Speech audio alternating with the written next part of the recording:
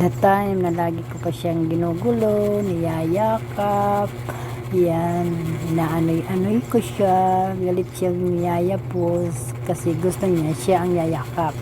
Ayaw niya siya yakapin, kailangan siya ang yayakap. Yan, gustong gusto niya yan. Pero nagyayaya yan na yung maglakad-lakad. Hindi ko lang pinapansin kasi super init pa.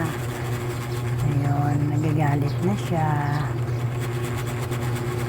Dito yung nasa loob siya, yung tinatawag-tawag ko ang pangalan niya, tapos di niya ako nakikita, nagtatago ako niyan mga time na yan. Yung malakas na malakas pa siya, akala mo wala siyang nararamdaman, wala siyang sakit, yan, panay lang ang pakinig-kinig niya kasi talagang tinatawag ko siya pero hindi niya ako naririnig.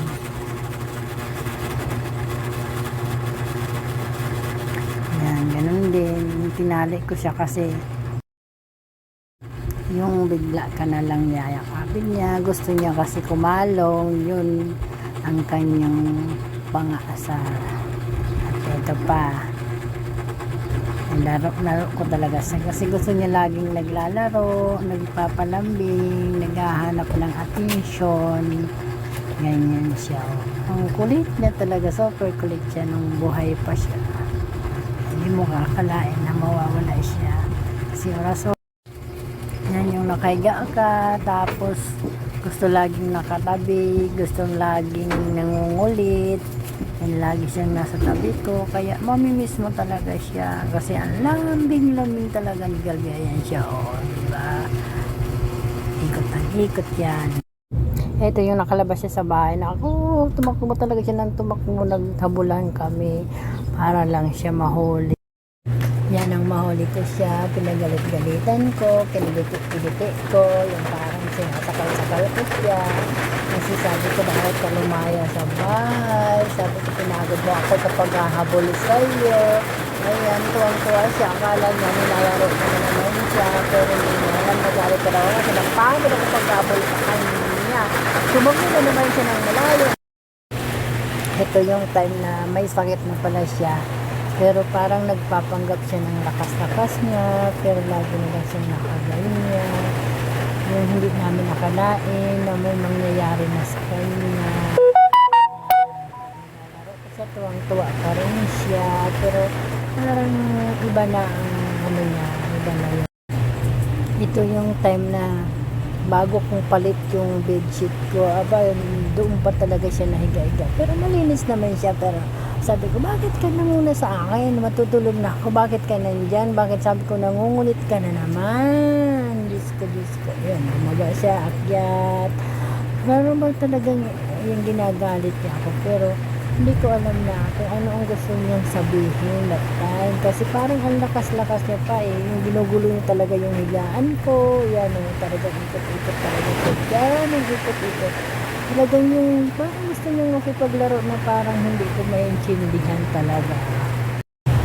Ito yung time na naglalakad siya na hindi na pala siya nakakakita, yung nakakabangga-bangga na lang siya kung saan sulok. Hindi ko alam kung anong gagawin namin kasi nilagamot naman namin. Yan, ikot siya ng ikot yan. Alas 12 na yan ng gabi, hindi ka pa matulogin dahil basta siya nakakabunggo, hindi siya makaalis. Yung ikot siya ng ikot siya ng ikot lang talaga siya na hindi naman siya nag-aalburuto, basta yung parang nagpa-practice ba siya sa paglalakad na parang bata, yung parang ako na yung nagagalit. Sabi ko, umupo ka, nahihilaw na ako sa kakaikot mo, as umupo naman siya. Ito na nga siya, lagi na lang nakahiga, lagi na lang siya nakahiga, pero hindi niya na kami nakikita. Ang akala ko mabuti na siya, yung kasi yung aura niya ang ganda-ganda talaga kasi pinagamot naman namin siya. Yung pala hindi na talaga siya nakakakita, kaya lagi na siya nakakaganyan. Akala ko okay na siya kasi pag tinatanong, ito yun na yung that time na napakasakit sa aming pamilya, na yung makikita mong mamamatay na yung pinakamamahal mong alaga na halos lahat ibigay mo, yung kung anong ulam nila, mga ulam na talagang masasarap, talagang halos hindi naman natanggap yung namatay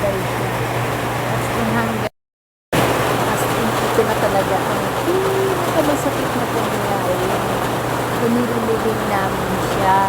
Yung kaming pamilya, inibing namin siya. Talagang ako yung kaninang hukay ng pinagbibigyan namin. Halos din namin matanggap. Yung kainan niya na stainless, napakaganda.